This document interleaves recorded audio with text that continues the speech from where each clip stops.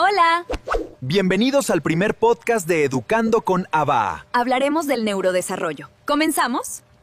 ¿Alguna vez te has preguntado qué pasa por la mente de un niño mientras crece, aprende y descubre el mundo? Cada etapa del desarrollo infantil es un universo único y a menudo los padres y maestros nos enfrentamos a grandes dudas sobre cómo acompañarlos de la mejor manera. Bienvenidos al primer episodio del podcast de Aba, el Centro de Neurodesarrollo, un espacio que hemos creado con mucho cariño desde la ciudad de Milagro para informar, guiar y conectar a toda nuestra comunidad. En este programa inaugural hablaremos de un tema fundamental que impacta el futuro de nuestros niños, las bases y el cuidado del neurodesarrollo. Para profundizar en esto nos acompañan dos grandes especialistas a quienes agradecemos. La neuropsicóloga Adriana Naranjo, quien nos ayudará a entender cómo se conectan las emociones y el aprendizaje en los más pequeños. Y el doctor Israel Brito, quien nos brindará una guía médica y clara sobre el desarrollo neurológico infantil. Si tienes hijos, eres docente o simplemente te interesa el bienestar infantil, este episodio es para ti. Acomódate,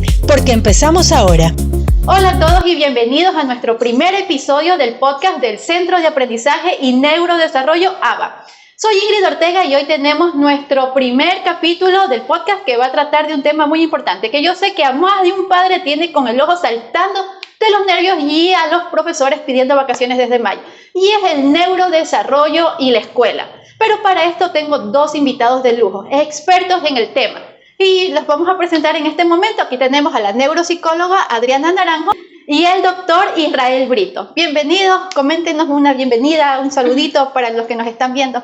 Muchísimas gracias por la apertura a los padres de familia, personas que se encuentran involucradas con el proceso de crianza de sus niños. Es un placer como Centro ABA hacer este espacio cargado de conocimiento, porque eso es lo que se quiere, brindar conocimiento, herramientas para que los padres sepan cómo afrontarlo.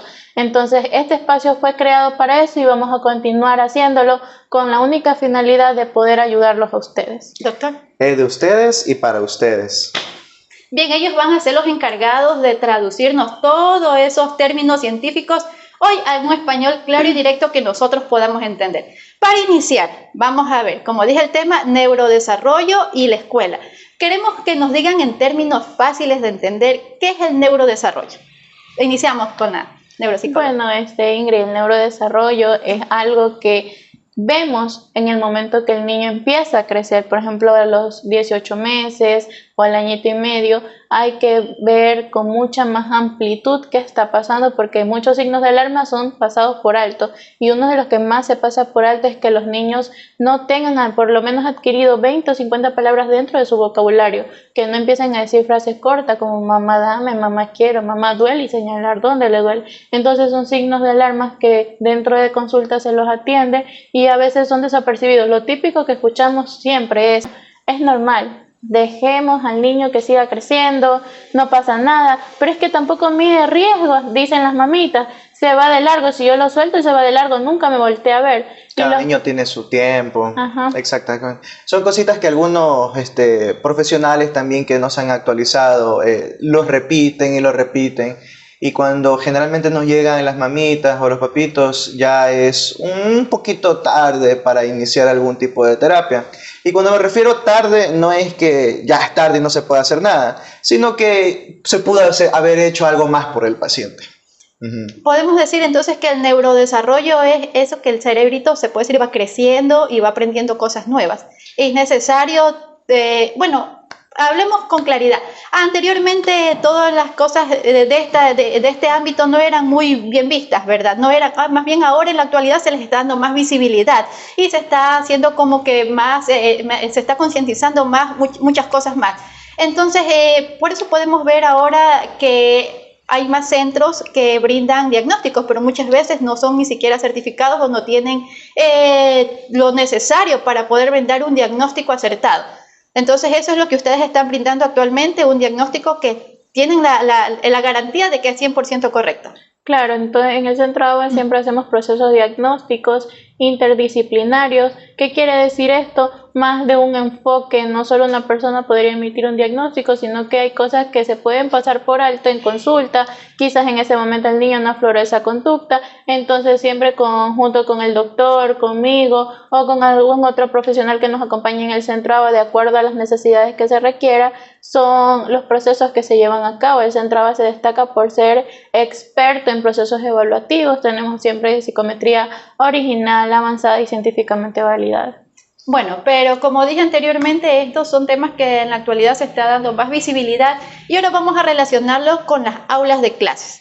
Sabemos que en los salones hay diversidad, hay múltiples personalidades, un niño no es igual al otro. ¿Cuáles ustedes creen que son los retos que los maestros actualmente enfrentan hoy? Estamos a poco tiempo de iniciar un nuevo año lectivo, ya incluso algunos ya han iniciado. O sea, los retos son variados, desde la discriminación hasta el desconocimiento. Nosotros siempre tenemos papitos y mamitas que nos llegan con las novedades de que sienten que a su hijo no le están enseñando nada, ¿no? Y esto se da también porque nosotros entendemos a los maestros, ¿no?, que manejan una población muy amplia, ¿no?, ¿verdad? Sea en escuelas fiscales o en las privadas. Son aulas que no son para nada amigables con los estudiantes, se manejan de 35, 45, 50 niños y lo más importante es que se pierden, ¿no?, las actualizaciones con el paso de tiempo. Los maestros ni siquiera realizan una planificación adecuada o un cronograma de actividades adecuado para las necesidades y las especificidades que tiene cada niño, ¿no? Sobre todo en pacientes que tengan trastornos de déficit de atención con hiperactividad, al igual que los niños que tienen algún trastorno del espectro autista o con algún neurodesarrollo, ¿no, verdad? Entonces, la mayoría de veces siempre nos encontramos con eso y es fácil encasillar a un niño, decir, no, ese niño no me trabaja, es indisciplinado, no se me queda quieto en el asiento y catalogarlo como malcriado, que eso siempre se ha venido viendo, ¿no? Si ustedes rememorizan en su pasado, en cuando usted era estudiante o cuando yo era estudiante, ¿no? Siempre recordamos uno o dos compañeritos que eran sumamente terribles, ¿no, verdad? Entonces, recapitulando lo que usted dijo al principio, no es que hay nuevos, no es que la enfermedad es nueva, ¿no, verdad? No es que nunca ha existido y que es la enfermedad actual, que es algunos papitos dicen con criterios convenientes, ¿no? De que nosotros nos estamos engalardando con este tipo de patologías, pero no, lo que sucede es que ahora ya tenemos más herramientas y por ende ya hay más diagnósticos. Y eso es bueno. Hablando de la neuroplasticidad, siempre nosotros hacemos énfasis que la infancia temprana es muy importante, ¿no? Si un niño tenemos hasta los 8 años de edad en donde la neuroplasticidad está formándose nuevas conexiones neuronales. ¿Qué sería la capacidad de aprender? La capacidad de aprender. Cuando un niño está en su infancia temprana, el cerebro no solamente se está desarrollando a nivel neuronal, sino que está haciendo sinapsis, está haciendo podas neuronales, está haciendo adaptaciones propias, ¿no, verdad? Y ha traducido a algo más fácil de entender todos estos términos que usted nos dijo. No sé si ustedes se han dado cuenta, papitos, mamitas, ¿no?, que cuando vamos a otros países, ¿no?, encontramos en Japón que a los niños a los 3, 4 años les están enseñando piano, les están enseñando lenguas, les están enseñando a pintar, les están enseñando a hacer bastantes, una cartera increíble. Incluso desde la barriga ya les comienzan a poner música, las vocales, todo, ¿no? ¿verdad? Aquí no existe eso, ¿no, verdad? No tenemos esa cultura para hacerle eso, ¿no? Entonces un niño que es explotado hasta los 8 años de edad, ¿no?, con todo este tipo de conocimientos, desarrolla un criterio, ¿no, verdad? Desarrolla un cerebro más amplio, ¿no, verdad? Entonces, esa es la neuroplasticidad, la capacidad del cerebro de aprender, de desarrollar conexiones neuronales para que el niño tenga sus propias herramientas, ¿no?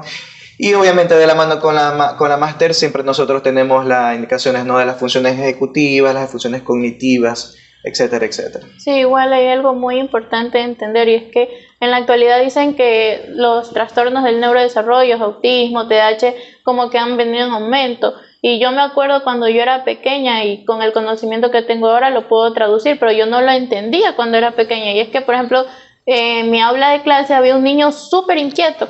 El caso era que el niño había sido abandonado por su mamá.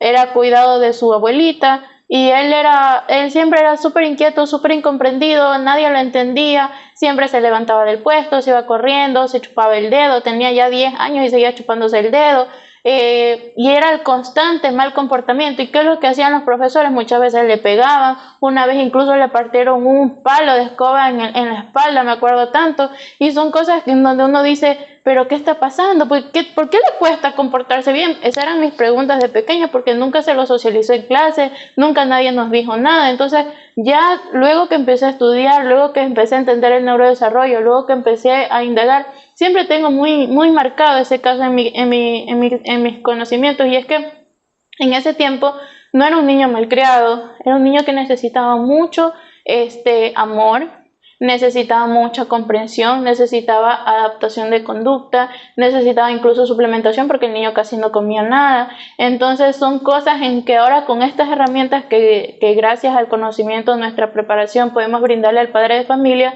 sabemos cómo guiar, orientar. Entonces la sociedad ha ido evolucionando y ahorita por ejemplo es prohibido pegarle a un niño en clases, y qué bueno, porque son cosas que no deben de suceder. La conducta no se la moldea con el golpe, se la moldea con el conocimiento, indicando, validando emociones, y de esa manera vamos a tener niños más sanos emocionalmente. ¿Ustedes creen que en la actualidad ha cambiado el pensamiento a pesar de que existen más derechos que protegen a los niños? Y les voy a exponer un caso, no sé si ustedes se acuerden, pero hace un tiempito atrás se volvió viral en redes y generó mucho debate.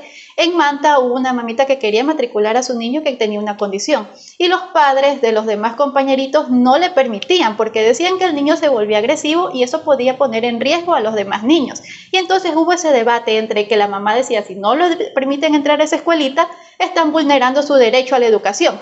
Pero los padres decían, en cambio, están poniendo en peligro a los demás niños. ¿Ustedes creen que el sistema educativo actual está preparado para recibir la diversidad dentro de sus aulas? El sistema educativo actual no está preparado, sin embargo ya existen herramientas por parte del Ministerio de Educación Pública. Ya ahorita van a haber tutoras de apoyo en cada aula de clase, se las van a ir rotando, esa es la nueva modalidad dentro del nuevo año lectivo. ¿Y cuál es la ventaja de esto? Que bueno, si hay ese énfasis que dicen, no, pero es que sí, ¿y qué pasaría si el niño con autismo, que también es un poquito agresivo, agrede a mis niños? Para eso va a estar la tutora de apoyo. Antes decían, bueno, no hay recursos para pagar una tutora sombra. ¿Qué podemos hacer? En la actualidad el Ministerio de Educación Pública dice que las mismas madres de familia pueden ir a fungir como tutora sombra. Sin embargo, ahí sí depende de la perspectiva, porque si a nivel económico podríamos solventar una tutora sombra, creo que es lo mejor, porque hay algo que una madre nunca puede hacer y es dejar de pensar como madre. Entonces no se trata de ir a cuidar al niño, sino de darle las herramientas necesarias para que desarrolle autonomía y se involucre dentro del sistema educativo. No se trata de cuidarlo, sino se trata de potencializar sus habilidades. Que sea independiente, que sea independiente. Siempre hacemos énfasis aquí en ABA con ese tipo de consultas, ¿no? Lo que todo padre sueña y anhela es que su hijo sea independiente y que tenga sus propias herramientas de trabajo, ¿no, verdad? Por ejemplo, algo que los padres también decían, pero si existen escuelas especializadas para ellos, ¿por qué no va y pone a su niño en ese tipo de escuelas? Verá, no sin politizar, ¿no, verdad? Porque es pecado politizar hoy en día, ¿no, verdad? En otra hora hubo un presidente que abolió todo eso, ¿no, verdad? ¿Por qué? No es bueno para un niño neuroatípico que se vaya a conjugar con otros niños que tengan sus mismas patologías. Lo mejor, lo que más le beneficia es la normalidad. ¿Y cómo enfocamos eso? En una escuela neurotípica, que haya niños que el hablador, el juguetón, el que molesta, el tranquilo. Si no se ofrece eso a un niño con neurotrastornos, lastimosamente el niño se va a quedar encasillado, porque los niños son como monitos, ¿no? Mono ve, mono hace. Si el niño no está expuesto a esas normalidades, ¿cómo esperan que el niño vaya desarrollando, vaya creciendo, vaya adjuntando todas esas realidades? Entonces aquí también podemos ver una deficiencia, quizás tal vez el conocimiento a la gente mayor, los padres, que ellos decían que no, ¿por qué no lo llevan a una escuela?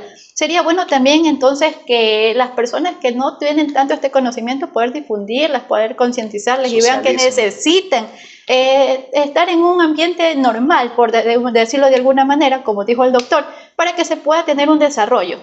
Claro, es por eso que el Centro ABA tiene un principal enfoque y es poder potencializar el neurodesarrollo de nuestros pequeños niños. ¿Por qué? porque si el niño en el aula de clases empieza a tener mejores conductas, un niño con autismo incluso a veces tiene altas capacidades, y eso es una realidad, que muchas veces tienen mayor capacidad de afrontar conocimientos, de abordar ciertos temas que niños neurotípicos. Sin embargo, el exceso de inquietud motora, las conductas impulsivas o incluso a veces lesivas pueden hacer que los padres muestren este rechazo. Sin embargo, un niño que está dentro de un proceso terapéutico disminuye todas estas conductas. No podemos ver a los niños que tienen trastorno de neurodesarrollo como una amenaza, sino como una gran ventaja, porque imagínense un niño con un gran conocimiento, un gran dominio intelectual, puede incluso enriquecer el aula de clases. Entonces, para eso son estos espacios, estos centros, para poder brindar herramientas a los papitos, poder potencializar el neurodesarrollo del niño, y ellos incluso pueden enriquecer un aula de clases con el conocimiento que tienen,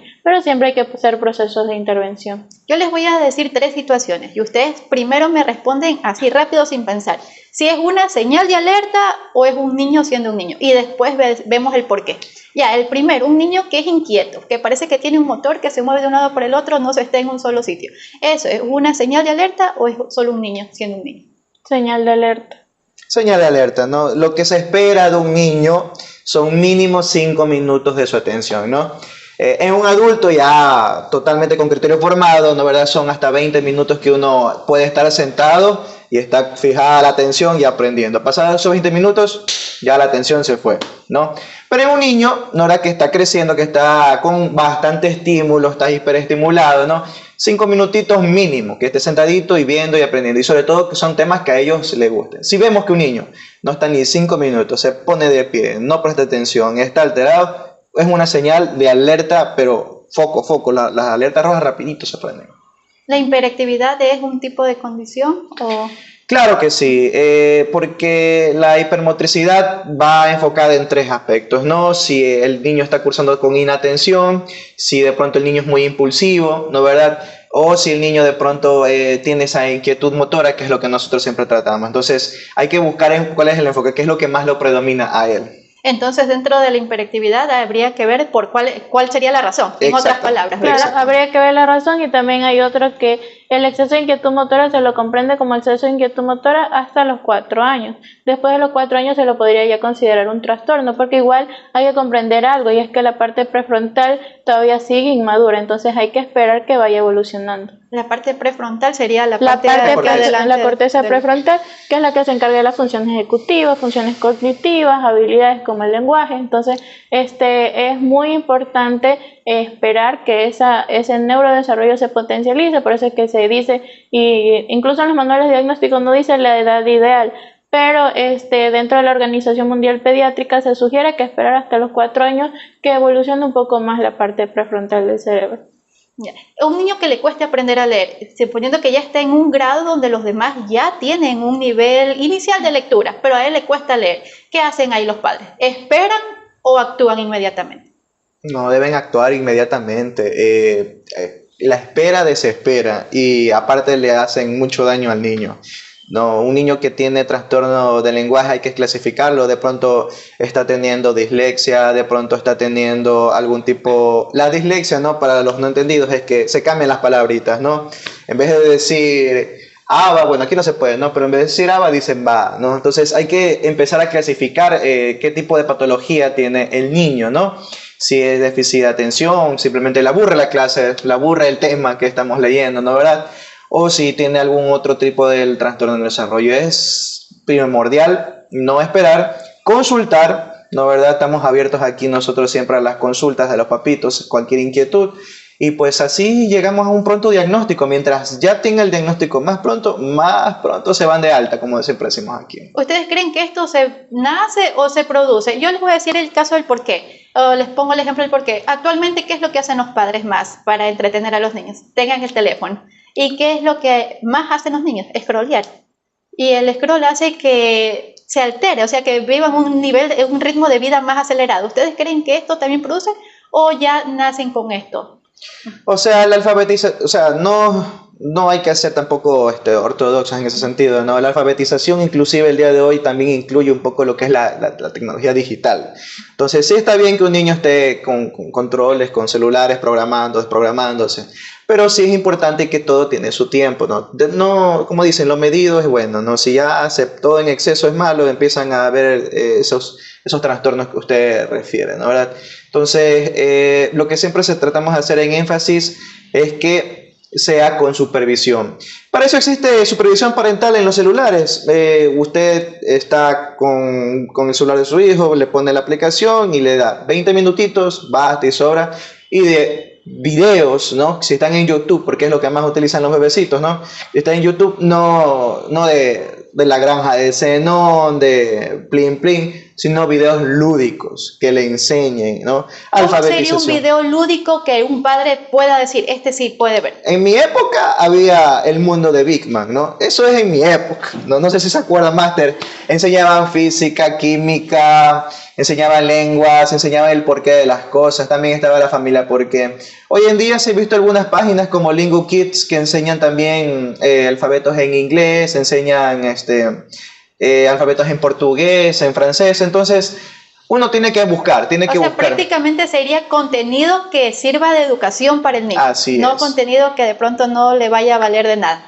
Yo considero que si podemos evitar las pantallas es mejor no dárselas. ¿Por qué? Porque en la actualidad vemos muchos trastornos del lenguaje. ¿Y qué pasa con las pantallas? Impiden la comunicación. Nosotros somos seres humanos, somos seres sociales de forma innata, y si el niño solo pasa scrolleando, solo pasa en la pantalla, y la realidad es que a pesar que uno le ponga al niño un video educativo, el niño lo cambia. Esa es la realidad, el niño es campeón en el teléfono. Ahora, en el tema, no sé si ustedes escucharon, pero las escuelas ya va a ser permitido el uso del celular.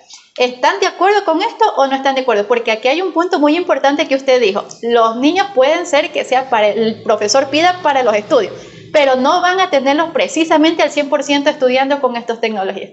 No estoy de acuerdo, sin embargo, en casos como el autismo, ellos usan sistemas alternativos y aumentativos de la comunicación. Ellos se pueden comunicar a través de una tablet. Entonces, en esos casos excepcionales sería bueno permitirlo, pero solo para ese uso y eliminar todo tipo de aplicación. Pero en cambio, en niños neurotípicos, niños que no tienen ninguna condición, no hay ningún factor de aprendizaje, ideal sería que no. Porque, ¿qué pasa? Si le damos pantallas a los niños en el aula de clase, ¿qué pasa después del niño de haber ido al aula de clase? Va a coger más pantallas. Y esa es la realidad. La realidad es que el niño coge el control del televisor, muchas veces sabe incluso las contraseñas de los teléfonos de sus padres, que no debería pasar, pero se lo saben. Así, viéndolo de reojo, ellos ven la contraseña del padre y cogen el teléfono. Entonces, ¿qué pasa en este caso? Pantallas en la mañana, pantallas en la tarde, exceso, sobreestimulación. Ahí van a empezar a haber muchos inconvenientes. Tiene que ser más controlado, tiene que ser un ambiente bien controlado. Si no pueden controlarlo, preferiblemente se evita. Pero, como siempre digo, 20 minutitos que ustedes tengan con supervisión, bastarían para el niño para que tenga su dosis. Pero si no, difícil. Bueno, yo creo que este tema de las pantallas en las aulas de clase es como que un poco amplio y tal vez sería bueno en algún momento hacerlo solo precisamente ese tema, ¿no? Ya, la tercera que vamos a ver es que le dificulta poner atención, o sea, se distrae fácilmente. Pasa una mosca y se olvidó lo que estaba haciendo. Conducta de alerta. Porque la inatención es muy común. Por ejemplo, en las aulas de clases muchas veces tenemos ambientes sobreestimulados. Por ejemplo, las aulas de clases de aquí del Centro se destacan por ser paredes lisas, sin tantos muñecos. ¿Por qué? Porque eso involucra inatención. Por ejemplo, ustedes dicen, ay, pero si solo es un muñequito, ya, pero si ponen su cerebro como un niño con trastorno por déficit de atención y hiperactividad y empiezan a ver esos muñequitos y pobre cerebro que se interesa en muchas cosas y empiezan a ver los muñecos, empiezan a ver que acá está Paw Patrol, acá está esto, acá está lo otro, y quiere de paso que el terapeuta, el docente, focalice la atención, es muy difícil. Para ellos incluso se les hace una conducta muy cruel porque ellos quieren seguir viendo aquí, siguen queriendo ver, y el factor inatención afecta, y entonces queremos focalizar al niño en un pizarrón, pero tenemos mucha sobreestimulación alrededor. Entonces eso también es un punto de considerar. Ahora que usted topa ese tema, por ejemplo, las aulas de iniciales o ellos tienen bastante los adornos dentro de las paredes, entonces no estaría como que muy a favor de esta No, forma. o sea, estoy a favor de que en su momento quizás tengan algún momento una clase que van a tratar, qué sé yo, la granja y pongan animalitos de la granja, etcétera, etcétera. Pero si vamos a hacer contenidos específicos en donde se requiere que el niño esté sentado, en donde se quiere que el niño focalice su atención, ideal sería no tenerlo, porque no pasaría nada con un niño neurotípico, pero el niño con trastorno por déficit de atención y hiperactividad, o por ejemplo un niño con trastorno del espectro autista, si algo focaliza mucho su atención, difícilmente vamos a sacar esa atención en lo que ellos están viendo para que se centren en un pizarrón de clases. ¿Usted qué opina, doctor? Teniendo en cuenta que actualmente los salones de clases reciben a niños de distintas personalidades. Escuelas y también en los hospitales uno trata de hacerlo más amigable. Por eso es que se coloca ese tipo de muñequitos, ¿no? Muñequitos dinosaurios. Pero sí, no todos los niños focalizan la atención de manera unitaria. Siempre hay algunos que lastimosamente, no, hasta se levantan del asiento, van, lo tocan, quieren arrancar el muñequito y la maestra está dando clases acá, entonces no es efectivo, no es efectivo. Tratar de, como dijo, cada clase, ¿no? Con sus variedades, tratar de focalizarlo de esa manera. Quizás en el tiempo de antes funcionaba porque como no era mucho, no se hablaba mucho de la diversidad, actualmente podemos ver que los salones reciben bastantes niños diversos, entonces actualmente sería mejor tener una temática como más limpia en los salones de clase. Claro, sería más limpio porque Looking. Que tenga ese aspecto. Que tenga ese aspecto. Entonces, que si el aula de clase tiene un aspecto limpio, el niño se focaliza. Por ejemplo, si van a hacer la clase, qué sé yo, de números, y ustedes ponen el 1, ponen el 2 y le ponen cosas, fichas, representantes. Como no hay en ellos en donde focalicen su atención a su alrededor, obviamente van a focalizar su atención en el pizarrón. Entonces ya ahí el docente empieza a implementar las estrategias. Muchas veces pensamos que un curso muy adornado con muñecos, con todo, es muy lindo, claro, es muy lindo, pero es sobreestimulante. Ahora hablemos de las soluciones. Por ejemplo, ya estamos cerca de un nuevo periodo lectivo, incluso ya hay unidades educativas que han ingresado. ¿Qué puede hacer una maestra mañana mismo a las 7 de la mañana para ayudar a uno de estos niños sin tener un presupuesto millonario? Lo ideal es, primero, esperar una semanita de adaptación, que los niños ya empiezan a conocerlos, cómo vino de las vacaciones, porque hay terribles vacaciones con horarios desequilibrados, niños sin límites muchas veces. Entonces, ver qué funciona con el niño, buscar muchas estrategias de autorregulación, pueden usar plastilina, quizás si van a aprender el color azul, qué tal si hacemos una masita y hacemos la masita de color azul para autorregular, porque toda actividad sensorial les ayuda a regular, a mejorar sus niveles de atención y de esa manera ellos buscan presupuesto. Por ejemplo, un foamy moldeable, el paquete entero de foamy moldeable cuesta $1.50 y no necesariamente tenemos que darle un paquetito a cada niño, podríamos darle un poquito, un pedacito. Entonces, a ver, con eso hagamos una figura pequeña, focalizamos la atención porque es fácil hacer una figura grande, pero una figura pequeña cuesta más detalle, cuesta hacer mucha motricidad fina. Entonces son estrategias que funcionan con niños neurotípicos, con niños con trastornos del neurodesarrollo y es muy eficaz. ¿Y usted, doctor, qué me dice su opinión? Yo lo que sugiero siempre que cuando llegan los niños en los primeros días de clase, tratar de comprender, ¿no? Hay niños que no tienen higiene del sueño, van a estarse durmiendo en clase, hay niños que no van a estar con trastornos alimenticios, papitos que no llevan la lonchera adecuada. Entonces son esas cositas que la maestra puede ir perfilando y puede ir describiendo y anotando, ¿no? Para hablar después con la mamita y papito no sé, de José, de Pepito, ¿no? Que llevó un pulp y llevó unas papitas fritas para el lunch. Entonces esas cositas se tienen que ir modificando y son factores modificables y que no le están costando absolutamente nada a lo que es la escuelita, ¿no? De igual manera, insistir bastante. Si ven señales de alarma, sugerir a papá que necesita una valoración, que requiere una valoración con los neuropsicólogos, con los psicopedagogos, para saber a qué nos enfrentamos, qué es lo que está suscitando con el niño. Podemos decirle, no solo para los maestros, sino también para los padres, ¿cuáles serían las señales de alerta que nosotros tenemos que tener en consideración? La inquietud motora, una hipermotricidad, un niño que no puede mantenerse quieto, un niño que parece que no escucha, que no estamos hablando por su nombre, no hay el reflejo de culo, encefalogiro, ¿no? Uno le dice, José, ven acá, y el niño está ignorando completamente, ¿no? Malcriado, le saben encasillar, ¿no? Entonces, no, eso es una señal de alerta bastante amplia. Un niño que tenga estereotipias, ¿no? Que estemos tranquilos y de repente llega una sobreestimulación y empieza a hacer timing, ¿no? Que empiezan a aletear o empiezan a aplaudir o empiezan a mover las piernas o se empiezan a reír, ¿no? Todas esas cositas son estereotipias que nosotros nos vamos a ir enfocando de que el niño puede estar teniendo algún trastorno del desarrollo. También es importante, ¿no? Siempre, ¿no? Los hiperactivos, trastornos con hiperactividad y déficit de atención, se lo encancillan como un chico que se está levantando y está hablando, quieto de la clase, interrumpiendo. Relajoso. Quiero explicarles que no es así siempre, ¿no? Hay niños que pueden ser soñadores, que están totalmente distraídos, ¿no? La maestra está dando clases acá, están hablando ella, están interactuando con los niños están levantando la mano y el niño está mirando para otro lado, ¿no? Recordando el capítulo de Peppa Pig que vio ayer, ¿no? ¿Verdad? Porque en su mente son muy soñadores y reviven con qué facilidad los recuerdos que ellos quieren, anhelan y desean. Inclusive en su mente hacen nuevas películas, hacen nuevas escenas, etcétera, etcétera. Entonces, no todo trastorno con hiperactividad y déficit de atención es con hipermotricidad. A veces predomina más la inatención y los niños que son muy soñadores y que están callados en clases, ¿no? Entonces, mucho ojo con eso también es muy importante. Maestra que ve esto, ve que el niño no le está prestando atención, que no capta su atención, entonces mucho ojo con esto, ¿no?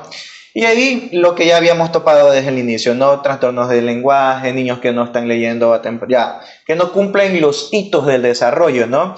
Yo estoy esperando que un niño de 6 años ya tenga casi totalmente el lenguaje comprendido. Si yo veo que no lo está logrando, ojo, ya debería tener la pinza dáctil, ¿no? Si yo veo que no lo está logrando, mucho ojo, ¿no? ¿La pinza dáctil a qué se refiere? Los 2 deditos que estamos haciendo, ¿no? Ya debería agarrar la pluma así, comer así, ¿no? ¿Verdad? Desgarrar. Si no lo tiene desarrollado, mucho ojo, también nos llama mucho la atención.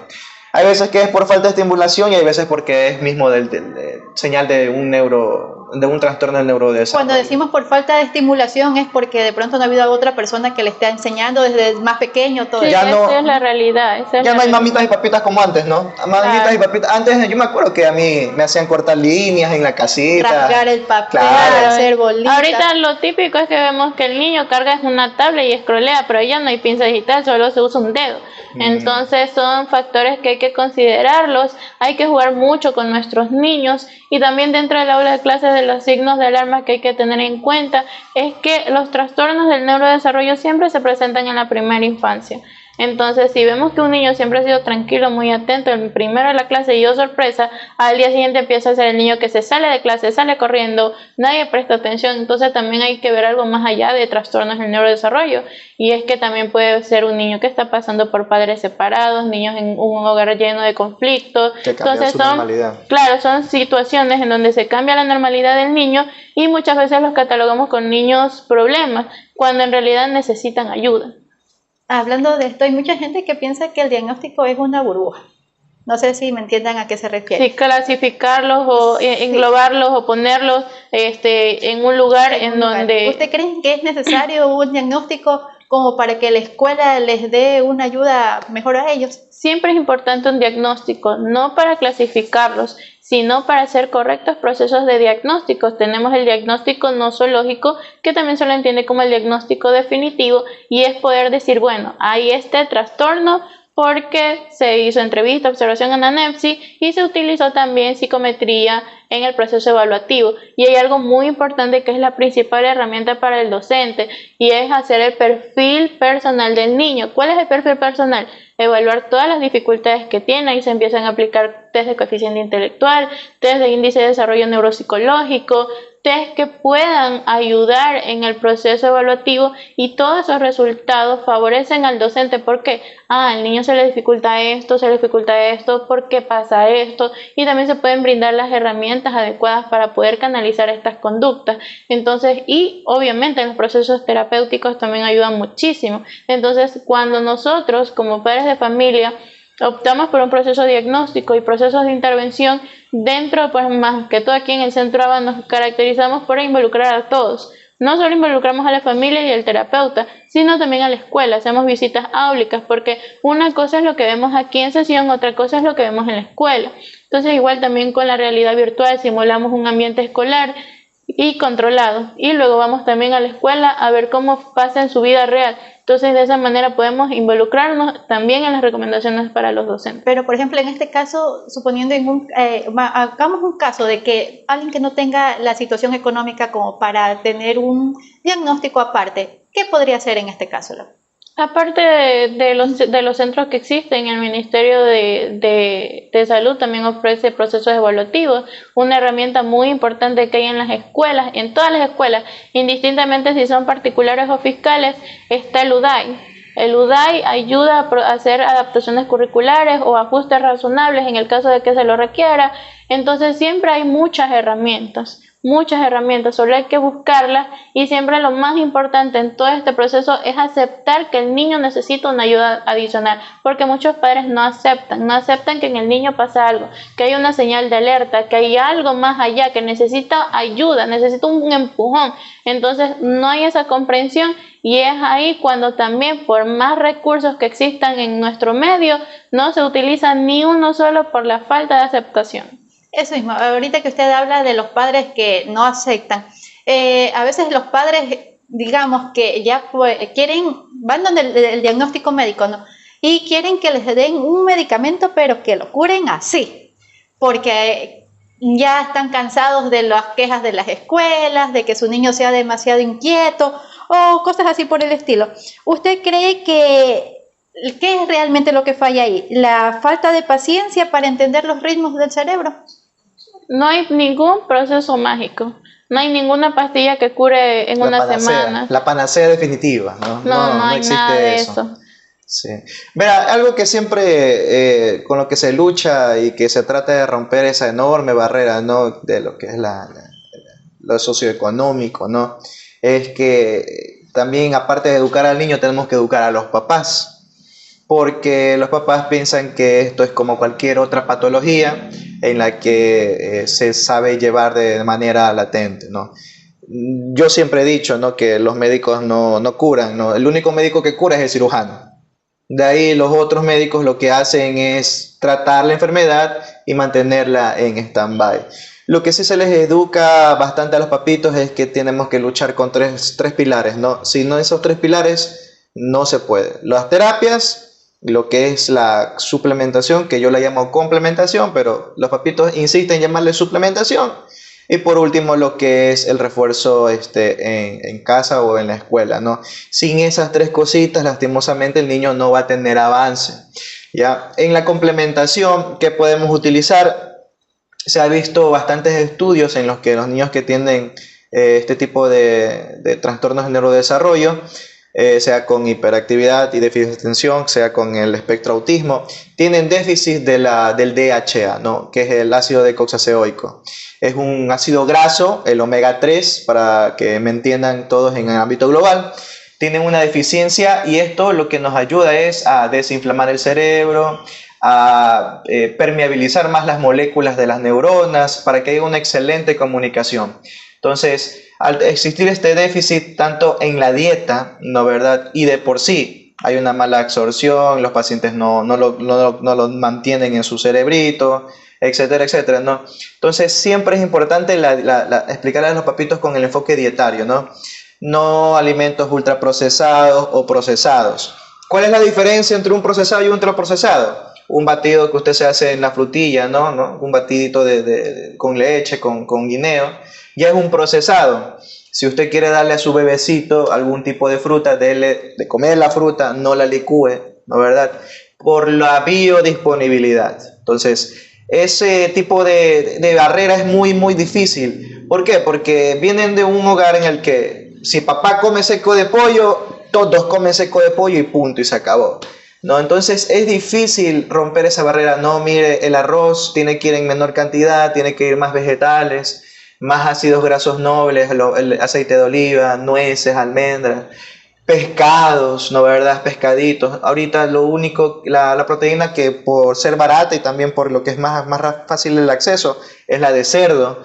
Tiene demasiadas purinas y no son tan convenientes para la salud neuronal. Entonces, este tipo de barrera es muy difícil romperla. Y es algo que viene tradicional ya.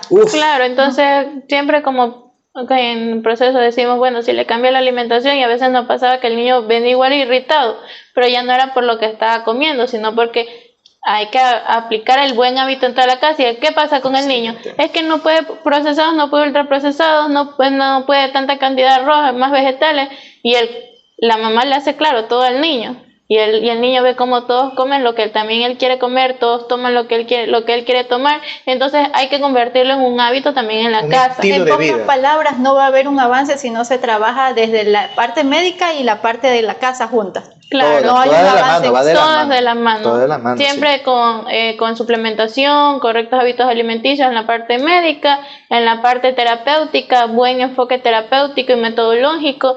En casa, aplicando todas las recomendaciones que se dan en la terapia, y en la escuela, manteniendo comunicación con los terapeutas. Bueno, para terminar, ¿qué ustedes creen que debería cambiar hoy mismo en la educación para que el neurodesarrollo sea una ventaja y no un dolor de cabeza? Hacer más actividades lúdicas y dinámicas. En la actualidad, actividades lúdicas, ¿como qué? Pongamos ejemplos. Por ejemplo, hacer actividades explorando, haciendo un huerto, haciendo experimentos, haciendo proyectos.